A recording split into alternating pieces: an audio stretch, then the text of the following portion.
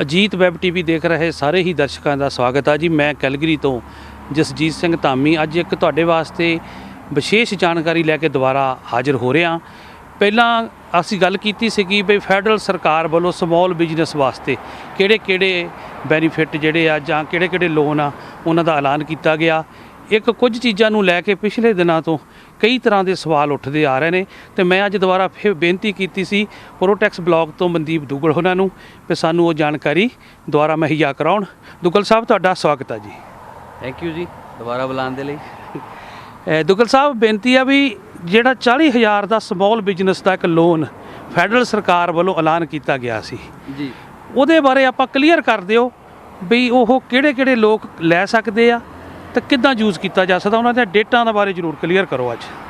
ਠੀਕ ਹੈ ਜੀ। ਤੇ ਸਭ ਤੋਂ ਪਹਿਲਾਂ ਤਾਂ ਜਿਹੜੀ ਮੈਂ ਹਰ ਵਾਰੀ ਸ਼ੁਰੂਆਤ ਦੀ ਇੰਟਰਵਿਊ 'ਚ ਹੀ ਕਹਿਣਾ ਹੁੰਦਾ ਕਿ ਜਿਹੜੀ ਇਨਫੋਰਮੇਸ਼ਨ ਹੈ ਇਹ ਤੁਸੀਂ ਸਿਰਫ ਜੋ ਅਸੀਂ ਬੋਲਦੇ ਹਾਂ ਜਾਂ ਜੋ ਤੁਸੀਂ ਸੁਣਦੇ ਹੋ ਇਹਨਾਂ ਨੂੰ ਤੁਸੀਂ ਵੈਰੀਫਾਈ ਕਰ ਸਕਦੇ ਹੋ ਕੈਨੇਡਾ ਰੈਵਨਿਊ ਏਜੰਸੀ ਨੂੰ ਖੁਦ ਕਾਲ ਕਰਕੇ ਜੀ ਕਿ ਜੋ ਬੋਲਿਆ ਜਾ ਰਿਹਾ ਹੈ ਕਿ ਉਹ ਰਾਈਟ ਇਨਫੋਰਮੇਸ਼ਨ ਹੈ ਕਿ ਰੋਂਗ ਇਨਫੋਰਮੇਸ਼ਨ ਹੈ ਜੀ। ਤੇ ਗਵਰਨਮੈਂਟ ਦਾ ਤੁਸੀਂ ਵੈਬਸਾਈਟ ਦੇ ਉੱਪਰ ਫ਼ੋਨ ਨੰਬਰ ਜ਼ਰੂਰ ਲੱਭ ਸਕਦੇ ਹੋ ਜੀ।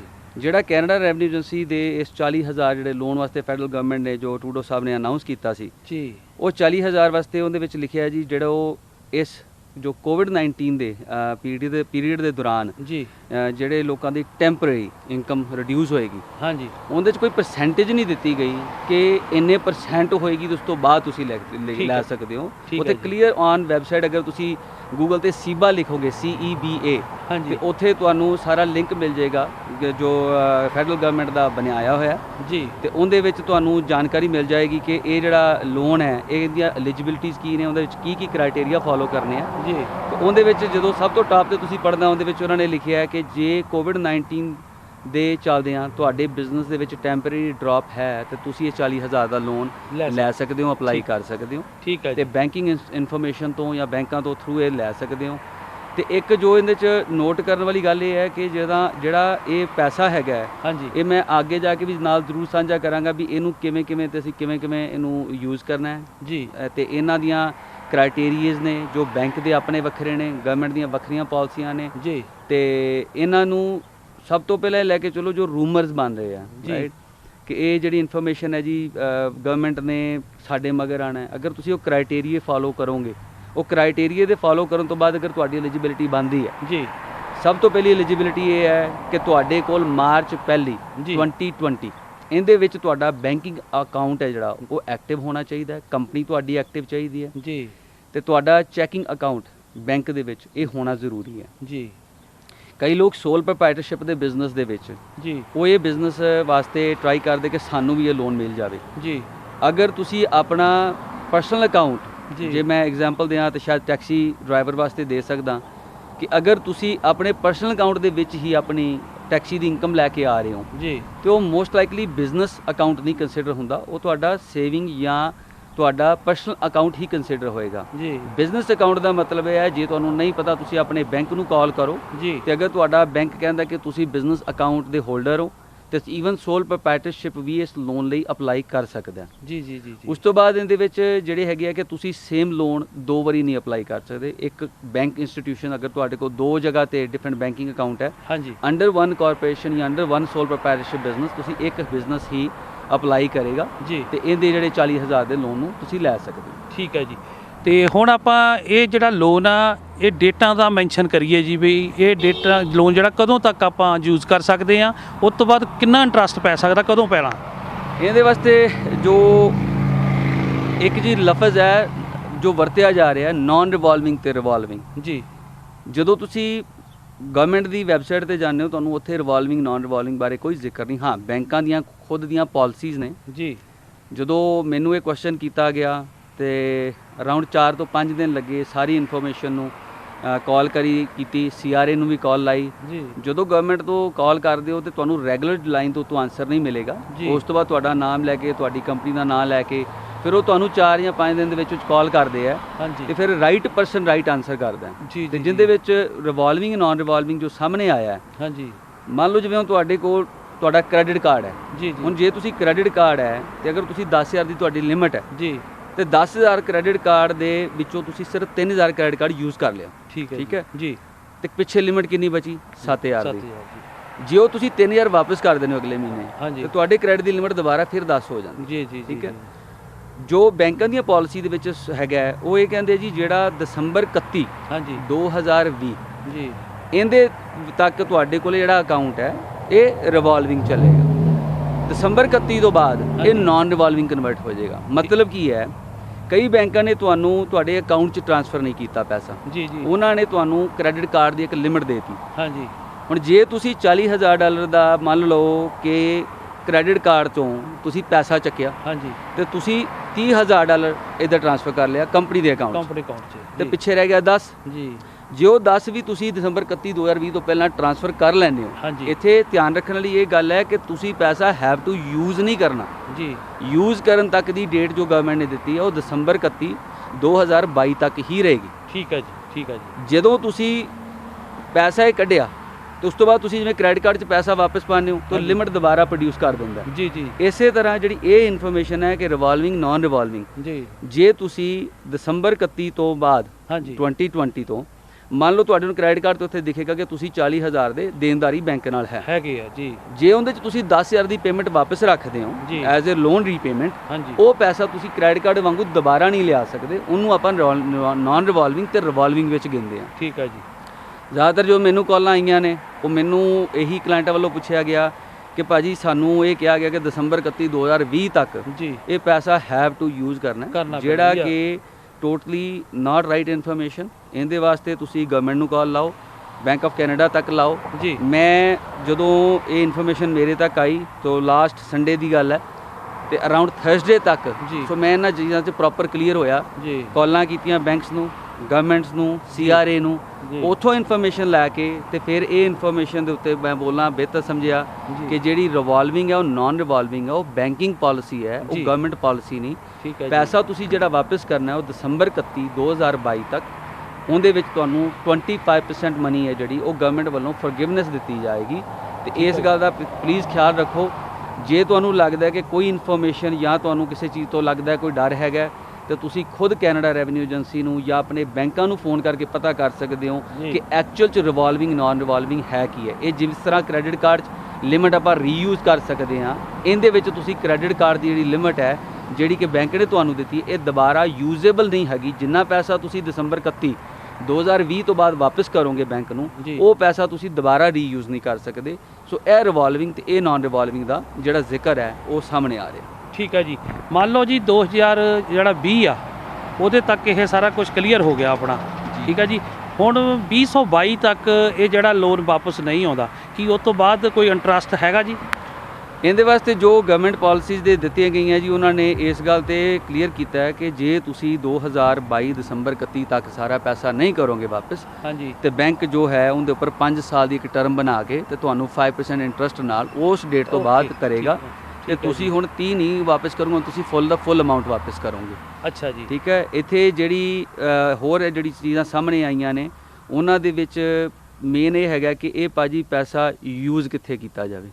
ਤੇ ਮੈਨੂੰ ਉਹਦੇ ਵਾਸਤੇ ਕਾਫੀ ਕਾਲਾਂ ਵੀ ਆਈਆਂ ਤੇ ਕਾਫੀ ਸੁਣਨ 'ਚ ਵੀ ਆਇਆ ਕਿ ਇਹ ਪੈਸਾ ਜੀ ਜਿਹੜਾ ਹੈਗਾ ਤੁਸੀਂ ਯੂਜ਼ ਨਹੀਂ ਕਰ ਸਕਦੇ। ਹਾਂਜੀ ਉਹ ਦੇਖੋ, ਜਿਹੜਾ ਬਿਜ਼ਨਸ ਲੋਨ ਹੈ ਉਹ ਇੱਕ ਪਾਰਟਿਕੂਲਰ ਬਿਜ਼ਨਸ ਨੂੰ ਨਹੀਂ ਮਿਲਿਆ, ਉਹ ਹਰ ਕੈਟਾਗਰੀ ਜਿੱਥੇ ਕੋਵਿਡ-19 ਦੇ ਚੱਲਦਿਆਂ ਦੌਰਾਨ ਜੀ ਜਿਨ੍ਹਾਂ ਨੇ ਬਿਜ਼ਨਸ ਦੇ ਵਿੱਚ ਟੈਂਪਰੇਰੀ ਲਾਸ ਰੱਖਿਆ ਹੈ, ਹਾਂਜੀ ਤੇ ਉਹਦੇ ਵਿੱਚ ਐਜ਼ ਆਈ ਸੈਡ ਮੈਂ ਬਿਗਿਨਿੰਗ ਵਿੱਚ ਕਿਹਾ ਸੀ ਕਿ ਉਹ 15% ਕੋਈ 10% ਇਸ ਤਰ੍ਹਾਂ ਦਾ ਕੁਝ ਫਿਗਰ ਨਹੀਂ, ਉਹਨਾਂ ਨੇ ਇੱਕ ਲਫ਼ਜ਼ ਵਰਤਿਆ ਟੈਂਪਰੇਰੀ। ਸੋ ਉਹ ਟੈਂਪਰੇਰੀ $1 ਵੀ ਹੋ ਸਕਦਾ ਹੈ, ਉਹ $1000 ਵੀ ਹੋ ਸਕਦੇ ਹੈ। ਜੀ ਜਿਹੜੀ ਕੈਟਾਗਰੀ ਹੈ ਕਿ ਕਾਰਪੋਰੇਸ਼ਨ ਹੋਣੀ ਚਾਹੀਦੀ ਹੈ, ਉਹ ਕਾਰਪੋਰੇਸ਼ਨ ਦੇ ਵਿੱਚ ਜਿਹੜੀਆਂ ਥੱਲੇ ਜਦੋਂ ਤੁਸੀਂ ਸੀਬਾ ਅਗਰ ਗੂਗਲ ਤੇ ਸਰਚ ਕਰੋਗੇ ਤੇ ਉਹਦੇ ਲਾਸਟ ਦੇ ਜਿਹੜਾ ਪੈਰਾਗ੍ਰਾਫ ਹੈ ਉਹਦੇ ਵਿੱਚ ਬਹੁਤ ਕਲੀਅਰ ਲਿਖਿਆ ਹੋਇਆ ਜੀ। ਹੈ। ਅਗਰ ਕਨਫਿਊਜ਼ਨ ਹੋਵੇ ਡੈਫੀਨਿਟਲੀ ਸਾਨੂੰ ਕਾਲ ਕਰ ਸਕਦੇ ਹੋ, ਰੈਵਨਿਊ ਕੈਨੇਡਾ ਨੂੰ ਖੁਦ ਕਾਲ ਕਰ ਸਕਦੇ ਹੋ, ਆਪਣੇ ਅਕਾਊਂਟੈਂਟ ਨਾਲ ਕੰਸਲਟ ਕਰ ਸਕਦੇ ਹੋ। ਜੀ ਗਵਰਨਮੈਂਟ ਨੇ ਇਹ ਕਿਹਾ ਸੀ ਜੀ ਕਿ ਜਿਹੜੇ ਪੈਸੇ, ਉਹ ਮੈਂ ਇੱਕ ਇੰਡਸਟਰੀ ਬਾਰੇ ਨਹੀਂ ਗੱਲ ਕਰਾਂਗਾ, ਮੈਂ ਹਰ ਇੱਕ ਇੰਡਸਟਰੀ ਬਾਰੇ ਗੱਲ ਕਰਾਂਗਾ। ਜੀ ਉਹਦੇ 'ਚ ਉਹਨਾਂ ਨੇ ਬੋਲਿਆ ਜੀ ਨਾਨ ਡਿਫਰੇਬਲ ਪੇਮੈਂਟਸ। ਜੀ ਜੀ ਜੀ ਨਾਨ ਡਿਫਰੇਬਲ ਪੇਮੈਂਟਸ ਉਹ ਹੁੰਦੀਆਂ ਨੇ ਜਿਹੜੀਆਂ ਪੇਮੈਂਟਾਂ ਸਾਡੀਆਂ, ਮੰਨ ਲਓ ਕੋਵਿਡ-19 ਨਹੀਂ ਆਇਆ, ਹਾਂਜੀ ਹਾਂਜੀ ਕਿਸੇ ਕੰਸਟਰਕਸ਼ਨ ਕੰਪਨੀ ਵਾਲੇ ਬੰਦੇ ਨੇ ਕੋਈ ਇਕਵਿਪਮੈਂਟ ਬਾਏ ਕੀਤੀ ਹੈ, ਜੀ। ਕਿਸੇ ਟਰੱਕਿੰਗ ਕੰਪਨੀ ਵਾਲੇ ਨੇ ਟਰੱਕ ਬਾਏ ਕੀਤਾ, ਸੋ ਅਗਰ ਅਸੀਂ ਉਹਨੂੰ ਇਕਵਿਪਮੈਂਟ ਬੋਲਦੇ ਹਾਂ ਜੀ। ਤੇ ਉਹਨਾਂ ਦੀ ਇੱਕ ਮੰਥਲੀ ਪੇਮੈਂਟ ਚੱਲ ਰਹੀ ਹੈ। ਠੀਕ ਹੈ ਤਾਂ ਜੀ। ਗਵਰਨਮੈਂਟ ਨੇ ਉੱਥੇ ਗੱਲ ਕਲੀਅਰ ਕੀਤੀ ਸੀ ਕਿ ਜੇ ਤੁਹਾਨੂੰ ਜਿਹੜੀਆਂ ਨਾਨ ਡਿਫਰੇਬਲ ਪੇਮੈਂਟਸ ਹੈਗੀਆਂ ਨੇ, ਹਾਂਜੀ। ਜਿਹੜੇ ਕਿ ਰੈਗੂਲਰ ਬਿਜ਼ਨਸ ਦਾ ਪਾਰਟ ਰਹੀਆਂ ਨੇ ਕੋਵਿਡ-19 ਤੋਂ ਪਹਿਲਾਂ, ਹਾਂਜੀ ਸੋ ਤੁਹਾਡੇ ਕੋਲ ਦੋ ਆਪਸ਼ਨਸ ਹੈ। ਇੱਕ ਤਾਂ ਆਪਸ਼ਨਸ ਹੈ ਜਿਹੜੀ ਕਿ ਤੁਸੀਂ ਆਪਣੇ ਫੋਨ ਕਰਕੇ ਤੇ ਤੁਸੀਂ ਆਪਣੇ ਡਿਫਰ ਕਰਵਾ ਸਕਦੇ ਹੋ। ਜੀ ਬਟ ਕਈ ਬਿਜ਼ਨਸਮੈਨ, ਜਿਵੇਂ ਆਪਾਂ ਹੁਣ ਘਰਾਂ ਦੀ ਲਗਾਈਏ, ਜਿਹੜੀ ਹਾਂਜੀ। ਘਰਾਂ ਦੀ ਆਈ ਸੀ, ਲੋਕਾਂ ਨੂੰ ਇਹ ਆਪਸ਼ਨ ਮਿਲੀ ਸੀ ਕਿ ਤੁਸੀਂ ਆਪਦੇ ਘਰ ਦੀ ਜਿਹੜੀ ਪੇਮੈਂਟ ਹੈ ਉਹ ਜੀ, ਡਿਫਰ ਜੀ, ਕਰ ਸਕਦੇ ਹੋ। ਜੀ ਜੀ ਜੀ ਜੀ ਸੋ ਸੇਮ ਇੱਥੇ ਆ ਗਿਆ ਕਿ ਇਹ ਤੁਹਾਡੀ ਆਪਸ਼ਨ ਹੈ। ਅਗਰ ਤੁਸੀਂ ਉਹ ਪੇਮੈਂਟ 40,000 ਲੈ ਕੇ ਉੱਥੇ ਕਰ ਦਿਓ, ਉਹਦੇ ਉੱਪਰ ਤੁਸੀਂ ਇਸ ਮਨੀ ਨੂੰ ਯੂਜ਼ ਕਰ ਸਕਦੇ ਹੋ ਤੇ ਗਵਰਨਮੈਂਟ ਵੱਲੋਂ ਇਹਦੇ ਉੱਤੇ ਕੋਈ ਮਨਾਹੀ ਨਹੀਂ ਕੀਤੀ ਗਈ। ਜੀ ਜੀ ਜੀ ਉਸ ਤੋਂ ਬਾਅਦ ਆ ਜਾਂਦਾ ਹੈ ਕਿ ਇਹ 40,000 ਦੇ ਨਾਲ ਤੁਸੀਂ ਜਿਹੜਾ ਖੜਾ ਹੋਇਆ ਡੈਟ ਹੈ ਅੱਜ ਦੀ ਡੇਟ ਦਾ, ਹਾਂਜੀ ਉਹ ਤੁਸੀਂ ਇਕੱਠਾ ਪੇ ਆਫ ਨਹੀਂ ਕਰ ਸਕਦੇ, ਉਹਦੀ ਪੇਮੈਂਟ ਜ਼ਰੂਰ ਕਰ ਸਕਦੇ ਹੋ। ਉਸੇ ਇਕਵਿਪਮੈਂਟ ਨੂੰ, ਜਿਹੜੀ ਇਕਵਿਪਮੈਂਟ ਪੁਰਾਣੇ ਟਾਈਮ ਤੋਂ ਚੱਲ ਰਹੀ ਹੈ, ਉਹਨੂੰ ਰੀਫਾਈਨੈਂਸ ਕਰਕੇ ਉੱਥੇ 40,000 ਯੂਜ਼ ਨਹੀਂ ਹੋ ਸਕਦਾ। ਹੁਣ ਆਪਾਂ ਗੱਲ ਕਰਦੇ ਹਾਂ ਕਿ ਅਗਰ ਇੱਕ ਬੰਦਾ ਕੰਪਨੀ ਦਾ ਓਨਰ ਹੈ, ਹਾਂਜੀ ਠੀਕ ਹੈ, ਉਹਦੇ ਕੋਲ ਇਕਵਿਪਮੈਂਟ ਕੋਈ ਨਹੀਂ ਹੈਗੀ, ਜੀ ਕੀ ਉਹ ਪੈਸਾ ਕਿਤੇ ਯੂਜ਼ ਕਰ ਸਕਦਾ ਹੈ? ਤੇ ਮੈਂ ਇਸ ਗੱਲ ਦੇ ਉੱਪਰ ਰੈਵਨਿਊ ਕੈਨੇਡਾ ਨੂੰ ਕਾਲ ਲਗਾਈ ਸੀ। ਜੀ ਬਕਾਇਦਾ ਜਦੋਂ ਕਾਲ ਤੋਂ ਸਾਨੂੰ ਉੱਧਰੋਂ ਵਾਪਸ ਆਈ, ਜਦੋਂ ਜੀ। ਅਸੀਂ ਕਾਲ ਆਈ ਤਾਂ ਉਹਨਾਂ ਨੇ ਕਿਹਾ ਕਿ ਅਸੀਂ ਵਿਦਨ 48 ਆਵਰਸ ਅਸੀਂ ਤੁਹਾਨੂੰ ਕਾਲ ਵਾਪਸ ਕਰਾਂਗੇ। ਤਾਂ ਜਦੋਂ ਸਟਾਫ ਨੂੰ ਕਾਲ ਆਈ ਹੈ ਪ੍ਰੋਟੈਕਸ ਦੇ ਉੱਤੇ, ਹਾਂਜੀ ਤੇ ਅਸੀਂ ਉੱਥੇ ਬਕਾਇਦਾ ਰੈਪ ਆਈਡੀ ਲਿਖੀ ਦੀ ਹੈ ਜੀ, ਕਿ ਜੀ, ਕਿਹੜੇ ਜੀ। ਗਵਰਨਮੈਂਟ ਦੇ ਬੰਦੇ ਨੇ ਕਾਲ ਕੀਤੀ, ਕੀ ਉਹਦਾ ਨਾਮ ਉਹਦਾ, ਲਿਖਿਆ ਜੀ, ਠੀਕ ਹੈ ਤੇ ਜੀ। ਕਿਹੜੇ ਦਿਨ ਸਾਡੀ ਕਨਵਰਸੇਸ਼ਨ ਹੈ। ਜੀ। ਤੇ ਅਸੀਂ ਜਦੋਂ ਉਹਨਾਂ ਨੂੰ ਇਹ ਕੁਐਸਚਨ ਪੁੱਛਿਆ ਕਿ ਜੇ ਇੱਕ ਸੋਲ ਬੰਦਾ ਹੈਗਾ ਜਿਹੜਾ ਕੰਪਨੀ ਦਾ ਚਲਾ ਰਿਹਾ ਹੈ ਬਟ ਇਕਵਿਪਮੈਂਟ ਕੋਈ ਨਹੀਂ ਹੈਗੀ, ਕੀ ਉਹ ਆਪਣੇ ਇਸ ਪੈਸੇ 40,000 ਨਾਲ ਆਪਣੇ ਆਪ ਨੂੰ ਪੇ ਰੋਲ ਦੇ ਸਕਦਾ ਹੈ? ਜੀ ਤੇ ਉਹਨਾਂ ਨੇ ਇਸ ਗੱਲ ਦੀ ਪੁਸ਼ਟੀ ਵੀ ਕੀਤੀ, ਕਨਫਰਮ ਵੀ ਕੀਤਾ ਹੈ ਕਿ ਹਾਂਜੀ। ਜੀ ਹਾਂ, ਕਿ ਤੁਸੀਂ ਇਸ ਗੱਲ ਨੂੰ 40,000 ਚੋਂ ਹਰ ਮਹੀਨੇ ਆਪਦੀ ਇੱਕ ਪੇ ਰੋਲ ਦਾ ਜ਼ਰੀਆ ਬਣਾ ਬਣਾ ਸਕਦੇ ਹੋ। ਸਕਦੇ ਠੀਕ ਹੈ ਜੀ। ਕਿਉਂਕਿ ਜਦੋਂ ਇਹ ਕਨਫਿਊਜ਼ਨ ਹੈ, ਜਦੋਂ ਤੁਸੀਂ ਉੱਥੇ ਲਾਸਟ ਲਾਈਨ ਤੇ ਪਹੁੰਚਦੇ ਹੋ ਹਾਂਜੀ। ਤੇ ਲਾਸਟ ਲਾਈਨ ਦੇ ਵਿੱਚ ਉੱਥੇ ਲਿਖਿਆ ਹੈ ਕਿ ਕੰਪਨੀ ਦਾ ਮਾਲਕ ਹੈ ਜਿਹੜਾ, ਉਹ ਡਿਵੀਡੈਂਡ ਨਹੀਂ ਲੈ ਸਕਦਾ। ਅੱਛਾ ਜੀ ਠੀਕ ਹੈ ਜੀ। ਸੋ ਡਿਵੀਡੈਂਡ ਹੁੰਦਾ ਕੰਪਨੀ ਦਾ ਪ੍ਰੋਫਿਟ। ਹਾਂਜੀ ਨਾਲ ਲਿਖਿਆ ਕਿ ਆਪਣੀ ਮੈਨੇਜਮੈਂਟ ਸੈਲਰੀ 'ਚ ਨਹੀਂ ਵਾਧਾ ਕਰ ਸਕਦਾ। ਅੱਛਾ ਜੀ ਸੋ ਇਹਦਾ ਮਤਲਬ ਹੈ ਜੇ ਮੈਨੇਜਮੈਂਟ ਸੈਲਰੀ, ਹੁਣ ਇੱਕ ਬੰਦਾ ਆਪਣੀ ਹਰ ਮਹੀਨੇ ਮੰਨ ਲਓ 2,000 ਦੀ ਪੇਰੋਲ ਚਲਾ ਰਿਹਾ ਜੀ ਪਿਛਲੇ ਸਾਲਾਂ ਬੱਦੀ ਤੋਂ, ਜੀ ਤੇ ਉਹ ਸਾਲਾਂ ਬੱਦੀ ਦੇ ਥੱਲੇ ਉਹ ਕੈਟਾਗਰੀ ਦੇ ਵਿੱਚ ਉਹ ਬੰਦਾ ਕੁਆਲੀਫਾਈ ਕਰਦਾ ਹੈ ਇਸ ਪੇਮੈਂਟ ਦੇ ਲਈ, ਜਿਹੜਾ ਕਿ ਉਸ 40,000 'ਚ ਉਹ ਆਪਣੇ ਆਪ ਨੂੰ ਦੇ ਸਕਦਾ। ਜੀ ਜਿਹੜੀ ਗੱਲ ਆ ਜਾਂਦੀ ਹੈ ਨਾ ਕਿ ਪੈਸੇ ਨੂੰ ਲੈ ਕੇ ਕਿ ਗਵਰਨਮੈਂਟ ਨੇ ਇਹਨਾਂ ਦੇ ਉੱਤੇ ਪਾਬੰਦੀਆਂ ਲਾਈਆਂ ਨੇ ਜਾਂ ਇਹਨਾਂ ਦੇ ਉੱਤੇ ਰਿਸਟ੍ਰਿਕਸ਼ਨਸ ਲਗਾਈਆਂ ਨੇ, ਜੀ ਹਰ ਚੀਜ਼ ਦਾ ਆਨਸਰ ਤੁਹਾਨੂੰ ਗਵਰਨਮੈਂਟ ਤੋਂ ਮਿਲ ਸਕਦਾ ਹੈ। ਜੀ। ਜ਼ਰੂਰੀ ਨਹੀਂ ਕਿ ਉਹ ਅਸੀਂ ਜੋ ਬੋਲਦੇ ਹਾਂ ਉਹ ਤੁਹਾਨੂੰ ਕਰੈਕਟ ਲੱਗੇ। ਜਿੱਥੇ ਵੀ ਕਿਸੇ ਨੂੰ ਕੋਈ ਲੱਗਦਾ ਹੈ, ਡਰਨ ਨਾਲੋਂ ਪਹਿਲਾਂ ਜਾਂ ਪੈਸਾ ਬਿਨਾਂ ਵਾਪਸ ਪੜ੍ਹਿਆਂ ਬਿਨਾਂ ਵਾਪਸ ਕਰਨ ਤੋਂ ਬੈਟਰ ਇਹੀ ਹੈ ਕਿ ਤੁਸੀਂ ਖੁਦ ਗਵਰਨਮੈਂਟ ਨੂੰ ਕਾਲ ਲਾਓ, ਜੀ ਆਪਣੇ ਕੁਐਸਚਨ ਕਲੀਅਰ ਕਰੋ। ਅਸੀਂ ਅਗਰ ਲਗਾਈਏ, ਮੈਂ ਪ੍ਰੋਟੈਕਸ ਦੇ ਆਫਿਸ ਦੇ ਵਿੱਚ ਹਰ ਇੱਕ EMPLOYEE ਜੋ ਸਾਡੇ ਕੰਮ ਕਰਦੇ ਨੇ, ਅਸੀਂ ਪਹਿਲਾਂ ਗਵਰਨਮੈਂਟ ਨੂੰ ਕਾਲ ਲਗਾਈ ਦੀ ਹੈ। ਜਦੋਂ ਇਨਫੋਰਮੇਸ਼ਨ ਕਲੈਕਟ ਹੁੰਦੀ ਹੈ ਫਿਰ ਹੁੰਦਾ ਕਿ ਵੀ ਹੁਣੇ ਇਨਫੋਰਮੇਸ਼ਨ ਅੱਗੇ ਪਹੁੰਚਦੀ ਕੀਤੀ ਜਾਵੇ। ਜੀ ਤੇ ਇਸ ਗੱਲ ਤੋਂ ਜਿਹੜਾ ਅਸੀਂ ਇਹ ਕਹਿੰਦੇ ਹਾਂ ਵਾਰ-ਵਾਰ ਕਿ ਸਾਨੂੰ ਡਰਾਇਆ ਜਾਂਦਾ ਹੈ ਜਾਂ ਕੋਈ ਗਵਰਨਮੈਂਟ ਸਾਡੇ ਮਗਰ ਇਹਨਾਂ ਚੀਜ਼ਾਂ ਮਗਰ ਆਏਗੀ, ਇਹ ਇੱਕ ਹੈਲਪ ਫੰਡਿੰਗ ਦਿੱਤੀ ਗਈ ਹੈ ਤੇ ਜਿਹਦੇ ਉੱਪਰ ਮੇਰਾ ਨਹੀਂ ਖਿਆਲ ਕਿ ਇਹਨਾਂ ਨੂੰ ਤੁਸੀਂ ਪੜ੍ਹੇ ਬਿਨਾਂ ਜਾਂ ਇਹਦੀ ਇਨਫੋਰਮੇਸ਼ਨ ਕਲੈਕਟ ਕੀਤੇ ਬਿਨਾਂ ਜੀ ਤੁਹਾਨੂੰ ਕਿਸੇ ਗੱਲ ਦਾ ਡਰ ਲੱਗਦਾ ਹੈ। ਐਜ਼ ਆਈ ਆਲਵੇਜ਼ ਸੇਜ਼ ਕਿ ਆਪਣੇ ਅਕਾਊਂਟੈਂਟਸ ਜਾਂ ਸਾਨੂੰ ਜਾਂ ਗਵਰਨਮੈਂਟ ਨੂੰ ਕਾਲ ਕਰਕੇ ਜੀ, ਜੀ, ਤੇ ਜੀ, ਤੁਸੀਂ ਜੀ। ਆਪਣੀ ਇਨਫੋਰਮੇਸ਼ਨ ਕਲੈਕਟ ਜ਼ਰੂਰ ਕਰੋ। ਇੱਕ ਹੋਰ ਸਵਾਲ ਆ ਨਾਲ ਹੀ ਜੀ, ਆ ਜਿਹੜੀ ਤੁਸੀਂ ਗੱਲ ਕਰਕੇ ਹਟੇ ਆ 40,000 ਦੀ ਵੀ ਪੇ ਰੋਲ ਤੇ ਜਿਹੜਾ ਬੰਦਾ ਹੈਗਾ ਉਹਨੂੰ ਆਪਾਂ ਉਹਦੀ ਪੇ ਕੱਢ ਸਕਦੇ ਆ, T4 ਬਣਾ ਸਕਦੇ ਆ। ਕੋਈ ਨਵਾਂ ਪੇ ਰੋਲ ਤੇ ਵੀ ਬੰਦਾ ਪਾ ਸਕਦੇ ਆ ਜਾਂ ਜਿਹੜੇ ਰੈਗੂਲਰ ਪਿੱਛੇ ਚੱਲੇ ਆ ਰਹੇ ਉਹੀ ਕਰ ਸਕਦੇ ਆ ਜੀ? ਨਹੀਂ ਜੀ, ਜਿਹੜੇ ਤਾਂ ਬੰਦੇ, ਜਦੋਂ ਬਿਜ਼ਨਸ ਨੂੰ ਇਹ ਗੱਲ ਕਹੀ ਗਈ ਸੀ ਕਿ ਬਿਜ਼ਨਸ ਜਿਹੜਾ ਕਰ ਰਿਹਾ ਅਗਰ ਉਹ ਬੰਦੇ ਹਾਇਰ ਕਰਦਾ, ਜੀ ਜੀ ਜੀ ਸੋ ਇੱਕ ਤਾਂ ਤੁਹਾਨੂੰ ਉਹਦੇ ਚੋਂ ਪੇ ਰੋਲ ਦਿੱਤੀ ਜਾ ਸਕਦੀ ਹੈ, ਨਵੀਂ ਵੀ ਹਾਇਰਿੰਗ ਹੋ ਸਕਦੀ ਨਵੀਂ ਹਾਇਰਿੰਗ ਹੋ ਬਸ ਸਕਦੀ ਇਹ ਗੱਲ ਦਾ ਕਲੀਅਰ ਹੋਣਾ ਜ਼ਰੂਰੀ ਜੀ। ਸੀਗਾ ਜੀ। ਕਿਉਂਕਿ ਜੀ। ਉਤੋਂ ਫਿਰ ਗਵਰਨਮੈਂਟ ਨੇ ਇਹਦੇ ਉੱਤੇ ਵੇਜ ਸਬਸਿਡੀ ਦਾ ਇੱਕ ਜੀ। ਵੱਖਰਾ ਮੁੱਦਾ ਹੈ, ਉਹ ਫਿਰ ਜੀ। ਜਦੋਂ ਅਗਲੇ ਆਉਣ ਵਾਲੇ ਸਮੇਂ ਜ਼ਰੂਰ ਮੈਂ ਗੱਲ ਕਰਾਂਗਾ। ਜੀ ਜੀ ਜੀ ਜਿਹੜਾ ਇੱਥੇ ਸਭ ਤੋਂ ਮੇਨ ਚੀਜ਼ ਹੈ ਜੀ ਕਿ ਮੈਨੂੰ ਕਈ ਕਾਲਸ ਆਈਆਂ, ਹੁਣ ਮੈਂ ਇੱਥੇ ਥੋੜਾ ਟਰੱਕਿੰਗ ਇੰਡਸਟਰੀ ਨੂੰ ਟੱਚ ਕਰਦਾ। ਮੰਨ ਲਓ ਕੋਵਿਡ-19 ਨਾ ਆਇਆ ਹੁੰਦਾ ਤੇ ਜੀ। ਕਈ ਬੰਦਿਆਂ ਦਾ ਸੀਗਾ ਕਿ ਅਸੀਂ ਟਰੱਕ ਬਾਏ ਕਰਨਾ ਹੈ। ਜੀ ਜੀ ਜੀ ਜੀ ਜੀ ਹੁਣ ਅਗਰ ਤੁਸੀਂ ਟਰੱਕ ਬਾਏ ਕਰਨਾ ਹੈ, ਕੋਵਿਡ-19 ਆ ਗਿਆ, ਹਾਂਜੀ ਇਸ ਗੱਲ ਦੀ ਮੈਂ ਪੁਸ਼ਟੀ ਫਿਰ ਗਵਰਨਮੈਂਟ ਨੂੰ ਕਾਲ ਕਰਕੇ ਕਰਵਾਈ। ਜੀ ਅਸੀਂ ਪੁੱਛਿਆ ਕਿ ਜੇ ਇੱਕ ਬੰਦਾ ਨਵੀਂ ਇਕਵਿਪਮੈਂਟ ਲੈਣਾ ਚਾਹਵੇ ਇਸ 40,000 ਚੋਂ, ਜੀ। ਕੀ ਉਹ ਨਵੀਂ ਇਕਵਿਪਮੈਂਟ ਬਾਏ ਕਰ ਸਕਦਾ? ਜੀ ਤੇ ਇਸ ਗੱਲ ਦੇ ਉੱਤੇ ਉਹਨਾਂ ਨੇ ਕਿਹਾ ਜੀ ਬਿਲਕੁਲ ਕਰ ਸਕਦਾ ਹੈ, ਐਜ਼ ਫਾਰ ਐਜ਼ ਅਗਰ ਤੁਸੀਂ ਨਵੀਂ ਇਨਕਮ ਕ੍ਰੀਏਟ ਕਰਨ ਵਾਸਤੇ ਇਹ ਪੈਸਾ ਵਰਤ ਰਹੇ ਹੋ ਤੇ ਜੀ। ਜਿਹਦੇ ਨਾਲ ਕੰਪਨੀਆਂ ਨੂੰ ਫਾਇਦਾ ਹੋ ਸਕਦਾ ਹੈ, ਤਾਂ ਤੁਹਾਡੀ ਅਰਨਿੰਗ ਇਨਕਮ 'ਚ ਵਾਧਾ ਹੋ ਸਕਦਾ ਹੈ, ਜੀ, ਜੀ, ਜੀ। ਤੇ ਡੈਫੀਨਿਟਲੀ ਗਵਰਨਮੈਂਟ ਨੂੰ ਉਹਦੇ ਉੱਪਰ ਟੈਕਸ ਵੀ ਜਾਏਗਾ ਤੇ ਉਹਦੇ ਉੱਪਰ ਕੋਈ ਮਨਾਹੀ ਨਹੀਂ। ਸੋ ਜੇ ਤੁਸੀਂ ਨਵਾਂ ਟਰੱਕ ਬਾਏ ਕਰਨਾ ਚਾਹੁੰਦੇ ਹੋ ਤੇ ਇਹਦੇ ਉੱਤੇ ਮੈਂ ਕਹਾਂਗਾ ਭਾਵੇਂ ਖੁਦ ਗਵਰਨਮੈਂਟ ਨੂੰ ਕਾਲ ਲਾ ਲਓ, ਹਾਂਜੀ ਹਾਂਜੀ ਦੱਸਣਗੇ ਉਹ। ਜੀ। ਤੇ ਇਸ ਚੀਜ਼ ਦੀ ਉਹਨਾਂ ਨੇ ਪੁਸ਼ਟੀ ਵੀ ਕੀਤੀ ਹੈ ਕਿ ਨਵੀਂ ਇਕਵਿਪਮੈਂਟ ਬਾਏ ਕੀਤੀ ਜਾ ਸਕਦੀ ਹੈ। ਜਦੋਂ ਤੁਸੀਂ ਵੈਬਸਾਈਟ ਖੋਲੋਗੇ, ਉਹਨਾਂ ਦੀ ਮੇਰੇ ਖਿਆਲ ਸੈਕੰਡ ਲਾਸਟ ਲਾਈਨ ਦੇ ਵਿੱਚ ਲਿਖਿਆ ਐਗਜ਼ਿਸਟਿੰਗ ਇੰਡੈਪਟਨੈਸ, ਮਤਲਬ ਖੜਾ ਹੋਇਆ ਕਰਜ਼ਾ, ਉਹਨੂੰ ਇਕੱਠਾ ਨਹੀਂ ਪੇ ਕਰ ਸਕਦੇ। Okay, ਬਟ ਠੀਕ ਨਵਾਂ ਹੈ। ਜਿਹੜਾ ਲੋਨ ਹੈ ਜਾਂ ਨਵੀਂ ਇਕਵਿਪਮੈਂਟ ਬਾਏ ਕਰਨ ਤੋਂ ਇਸ ਪੈਸੇ ਨੂੰ ਵਰਤ ਕੇ ਕੋਈ ਮਨਾਹੀ ਨਹੀਂ ਕੀਤੀ ਗਈਗੀ। ਠੀਕ ਹੈ ਤੇ ਮੈਂ ਇਹੀ ਕਹਾਂਗਾ ਜੀ ਕਿ ਰੂਮਰਸ ਬਹੁਤ ਜ਼ਿਆਦਾ ਨੇ ਜੀ। ਇਨਫੋਰਮੇਸ਼ਨ ਨਿਕਲ ਸਕਦੀ ਹੈ ਤੇ ਇਨਫੋਰਮੇਸ਼ਨ ਦੇ ਜਦੋਂ ਵੀ ਅੱਗੇ ਜਾ ਕੇ ਗਵਰਨਮੈਂਟ ਆਡਿਟ ਕਰੇਗੀ, ਕੁਛ ਕਰੇਗੀ, ਅਖੀਰ ਤੇ ਅਸੀਂ ਸਾਰੇ ਜਵਾਬ ਦੇ ਗਵਰਨਮੈਂਟ ਨੂੰ ਆ। ਹਾਂਜੀ। ਤੇ ਤੁਸੀਂ ਕੋਈ ਚੀਜ਼ ਕਰਨ ਤੋਂ ਪਹਿਲਾਂ ਵੀ ਅਗਰ ਖੁਦ ਚਾਹੋ ਤੇ ਗਵਰਨਮੈਂਟ ਨੂੰ ਕਾਲ ਕਰੋ।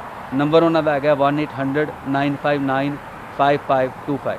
ਠੀਕ ਆ ਜੀ। ਦੁੱਗਲ ਸਾਹਿਬ ਇੱਕ ਹੋਰ ਸਵਾਲ ਆ, ਜਿਹੜਾ 2022 ਤੱਕ 30,000 ਜਿਹੜਾ ਲੋਨ ਆ ਰਿਟਰਨ ਕਰਨਾ, ਜੇ ਨਹੀਂ ਕੀਤਾ ਜਾਂਦਾ ਤੇ ਉਸ ਤੋਂ ਬਾਅਦ ਫਿਰ 5% ਇੰਟਰਸਟ ਹੋ ਜਾਣਾ, ਜੀ ਫੁੱਲ ਅਮਾਉਂਟ ਤਾਂ ਵਾਪਸ ਫਿਰ ਉਹ ਕਰੋ। 40,000 ਹੀ ਦੇਣਾ ਪਊਗਾ ਜੀ? 40,000 ਤੇ 5% ਇੰਟਰਸਟ। ਠੀਕ ਹੈ ਜੀ। ਤੁਹਾਡਾ ਬਹੁਤ ਬਹੁਤ ਧੰਨਵਾਦ ਜੀ, ਤੁਸੀਂ ਬੜੀ ਅਹਿਮ ਜਾਣਕਾਰੀ ਸਾਡੇ ਦਰਸ਼ਕਾਂ ਦੇ ਅੱਜ ਸਾਹਮਣੇ ਲਿਆਂਦੀ ਆ। ਅਸੀਂ ਫਿਰ ਤੁਹਾਨੂੰ ਬੇਨਤੀ ਕਰਾਂਗੇ ਨਵੀਂ ਅਪਡੇਟ ਜਦੋਂ ਆਊਗੀ ਕੋਈ ਨਾ ਕੋਈ। ਤੁਹਾਡਾ ਬਹੁਤ ਬਹੁਤ ਧੰਨਵਾਦ ਜੀ। ਥੈਂਕ ਯੂ ਜੀ, ਸ਼ੁਕਰੀਆ ਜੀ।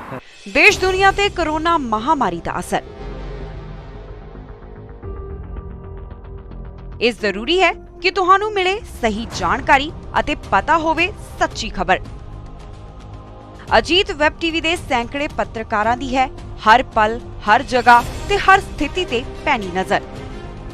ਪਿੰਡ, ਕਸਬਾ, ਸ਼ਹਿਰ ਹੋਵੇ ਜਾਂ ਦੇਸ਼ ਵਿਦੇਸ਼, ਅਸੀਂ ਜੁੜੇ ਹਾਂ ਤੁਹਾਡੇ ਨਾਲ ਅਖਬਾਰਾਂ ਤੇ ਸੋਸ਼ਲ ਮੀਡੀਆ ਰਾਹੀਂ। ਕਲਮ ਦੀ ਤਾਕਤ ਤੇ ਵੈਬ ਟੀਵੀ ਦੇ ਮਾਧਿਅਮ ਦੇ ਨਾਲ ਹਰ ਜਨ ਤੱਕ ਪਹੁੰਚਾਵਾਂਗੇ ਹਰ ਮਨ ਦੀ ਆਵਾਜ਼। ਹਰ ਆਮੋ ਖਾਸ ਤੇ ਹਕੂਮਤ ਨੂੰ ਵੀ ਕਰਾਂਗੇ ਸਵਾਲ ਜਵਾਬ। ਆਪ ਨਹੀਂ ਤਾਂ ਪਹੁੰਚੇਗੀ ਸਾਡੀ ਵੀਡੀਓ ਕਾਲ। ਅਫਵਾਹਾਂ ਤੋਂ ਬਚੋ ਅਤੇ ਸੱਚੀਆਂ ਤੇ ਸਹੀ ਖਬਰਾਂ ਦੇ ਲਈ ਜੁੜੇ ਰਹੋ ਅਜੀਤ ਵੈਬ ਟੀਵੀ ਦੇ ਨਾਲ।